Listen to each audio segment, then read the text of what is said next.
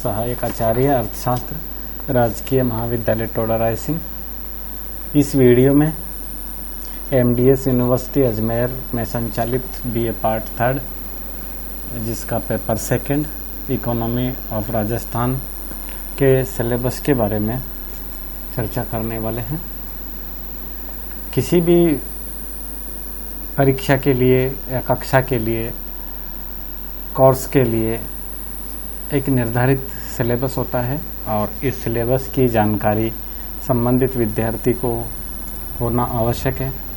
बिना सिलेबस की तैयारी करने से विद्यार्थी मूल विषय से भटक सकता है, इसलिए उसको निर्धारित सिलेबस का ही अध्ययन करना चाहिए।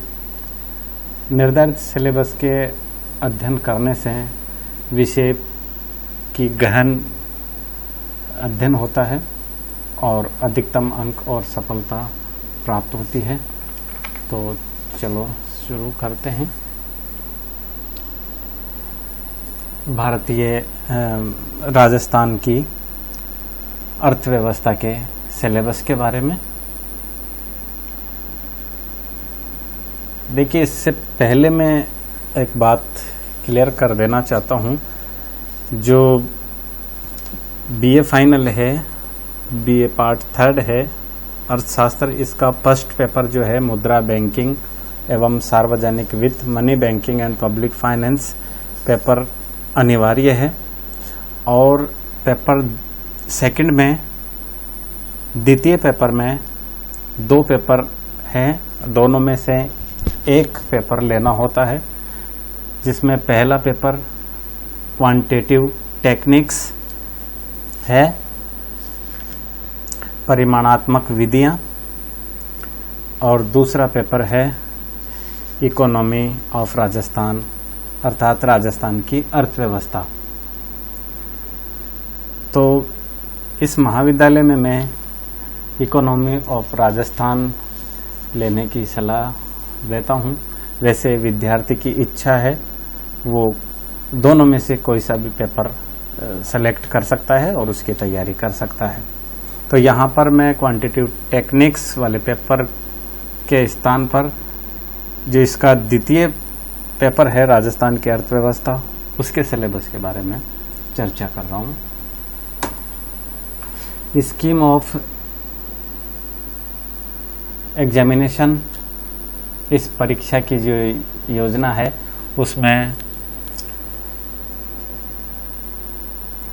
There shall be 2 papers and the maximum marks for each paper together with minimum marks required for a pass are shown against each paper separately. इसमें 2 पेपर होते हैं और दोनों पेपरों में मिनिमम मार्क्स आवश्यक और मैक्सिमम मार्क्स अधिकतम पूर्णांक इस तालिका में दर्शाया गया है। देखिए, यहाँ पर देख सकते हैं इसमें 2 पेपर संचालित होते हैं। पहला पेपर मैंने पहले ही बता दिया, मुद्रा बैंकिंग एवं सार्वजनिक वित्त है, जो अनिवार्य होता है। इसकी अवधि 3 घंटे की होती है और मिनिमम पास मार्क्स 36 है, ये 100 अंक का होता है। दूसरा पेपर यहाँ पर राजस्थान के अर्थव्यवस्था से है, जिसकी चर्चा हम यहाँ पर कर रहे हैं। इसका क्वेश्चन पेपर का जो समय अवधि है वो भी 3 घंटे की है और मिनिमम पास मार्क्स 36 है, ये भी 100 अंक का होता है। इस तरह से पेपर फर्स्ट में 36 और पेपर 2 में भी 36, इस तरह से दोनों मिलाकर के 72 अंक न्यूनतम पास मार्क्स है 200 में से। In examination each paper will contain 3 parts A, B and C. इस पेपर में, इस परीक्षा में इसके 3 भागों में या 3 खंडों में इसका विभाजन किया गया है। पार्ट ए, पार्ट बी और पार्ट सी। पार्ट ए में 20 अंक का है ये part A. All questions are compulsory, सभी प्रश्न करना अनिवार्य होते हैं। The answer of each question should not exceed 20 words. इन प्रश्नों के उत्तर 20 शब्दों से अधिक नहीं होने चाहिए। All questions carry equal marks, सभी प्रश्नों के अंक समान है। इस पार्ट ए में कुल 10 प्रश्न होते हैं और प्रत्येक प्रश्न 2 अंक का है। इस तरह से ये पार्ट ए हो गया 20 अंकों का। सभी प्रश्न इसमें अनिवार्य होते हैं। इसी तरह से पार्ट बी, ये भी 20 अंक का है। All questions are compulsory, the answer of each question should not exceed 50 words, all questions carry equal marks. इस पार्ट बी में सभी प्रश्न अनिवार्य होते हैं और प्रत्येक प्रश्न का उत्तर 50 शब्दों से अधिक नहीं होना चाहिए। सभी प्रश्नों के अंक समान होते हैं। इस पार्ट बी में कुल 5 प्रश्न आते हैं और प्रत्येक प्रश्न है वो 4 अंक का है। इस तरह से ये पार्ट बी जो हुआ वो 20 अंक का हुआ। इसी तरह से पार्ट सी, ये 60 अंकों का है। The candidate should attempt 3 question selecting 1 question from each unit. The answer should not exceed 400 words, all questions carry equal marks. इस पार्ट सी में जो 60 अंकों का है, इसमें 3 यूनिट होती है। प्रत्येक यूनिट में 2-2 क्वेश्चन होते हैं। इस तरह से ये 6 क्वेश्चन इस यूनिट में हो गए। अब प्रत्येक यूनिट से एक एक प्रश्न का चयन करते हुए कुल 3 प्रश्न हल करने होते हैं। इस तरह से इसमें 3 प्रश्न और प्रत्येक प्रश्न 20 अंक का। इस तरह से ये पार्ट सी 60 अंकों का हुआ। पार्ट सी के 60 अंक, पार्ट बी के 20 अंक और पार्ट सी ए के भी 20 अंक। इस तरह से ये टोटल हो गया 100 नंबरों का। 100 नंबरों का एक क्वेश्चन पेपर हुआ। अब हम चलते हैं इसमें किन किन अध्यायों का, कौन कौन से टॉपिक्स का अध्ययन हमको करना है, अर्थात इसके सिलेबस के बारे में। पेपर जो है सेकंड है, ये सेकंड पेपर है।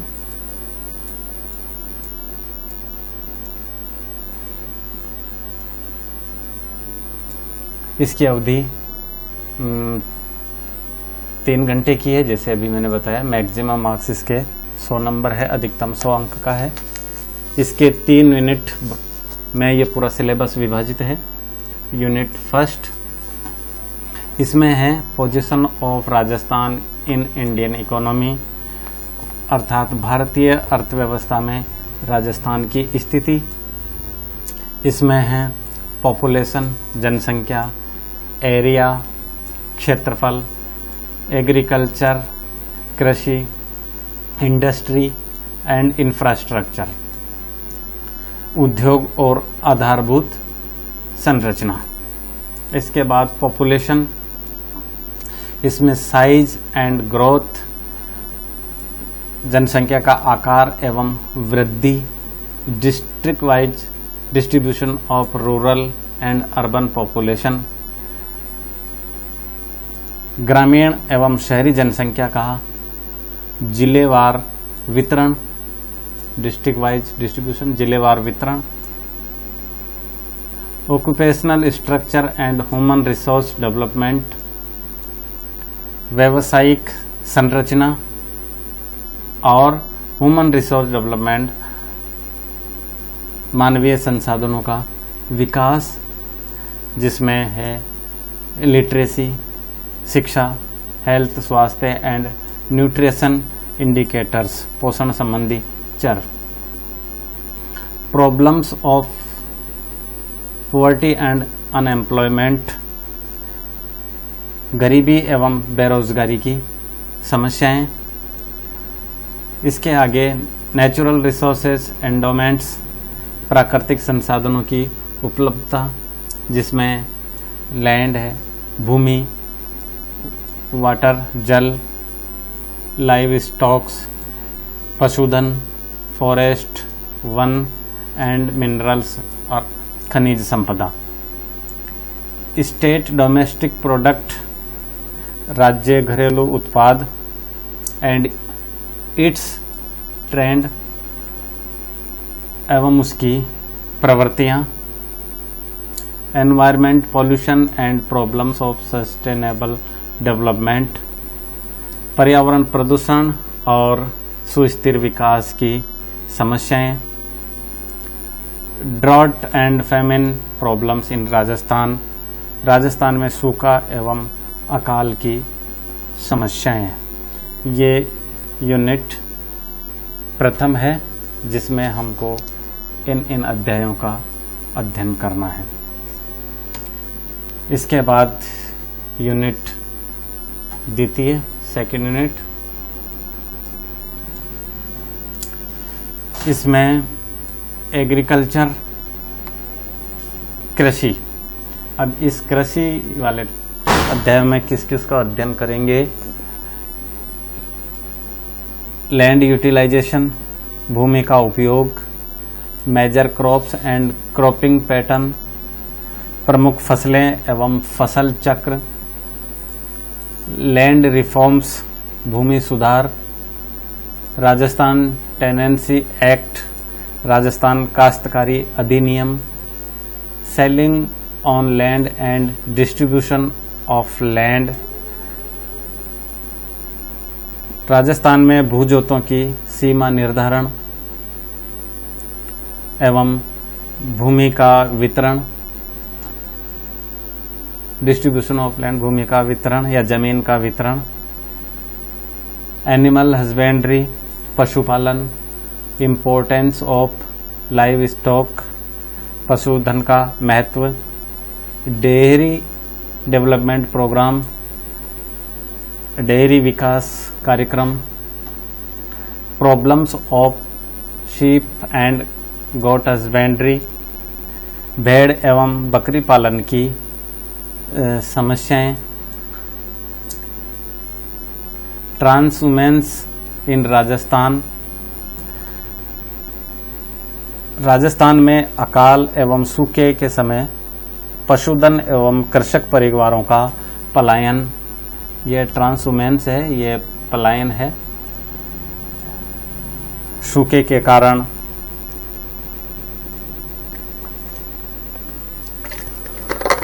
Irrigation and power infrastructure in the state,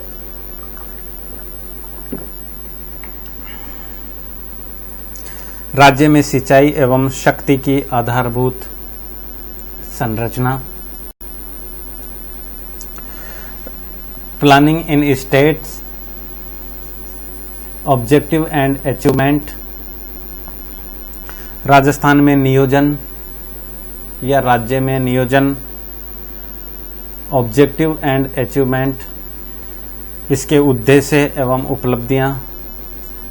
constraints in the economic development of Rajasthan, Rajasthan के विकास में विभिन्न अवरोध, कंस्ट्रेंट होता है अवरोध।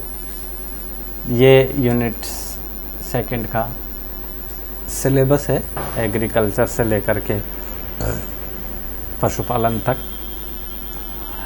नेक्स्ट है यूनिट थर्ड, यूनिट तृतीय।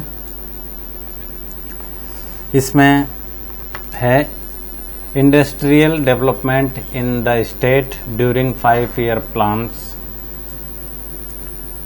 राजस्थान में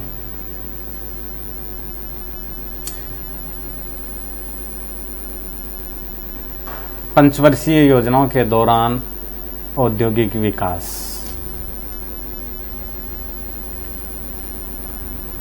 पंचवर्षीय योजनाओं के दौरान राज्य में औद्योगिक विकास, regional variation in industrial development,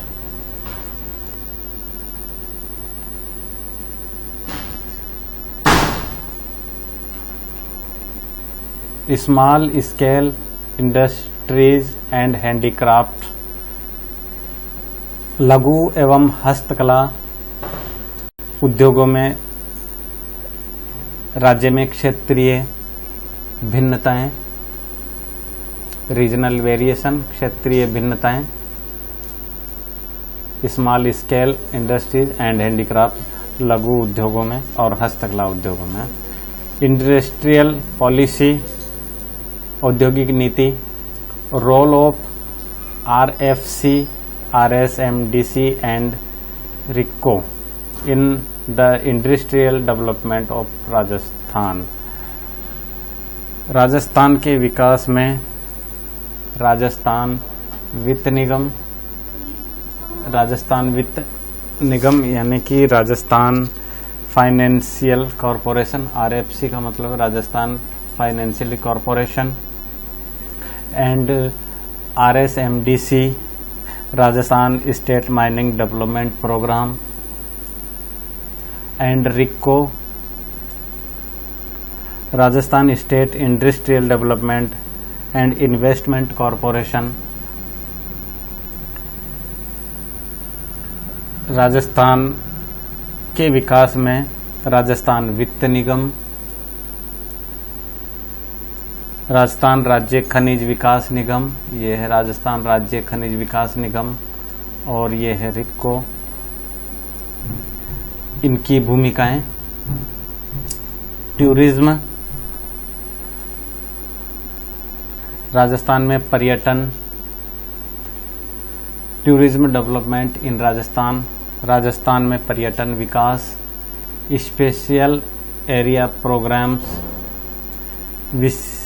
विशेष क्षेत्रीय कार्यक्रम, self employment and wage employment programme in rural areas, in particular DDP, DPAP, TAD and other region specific programme.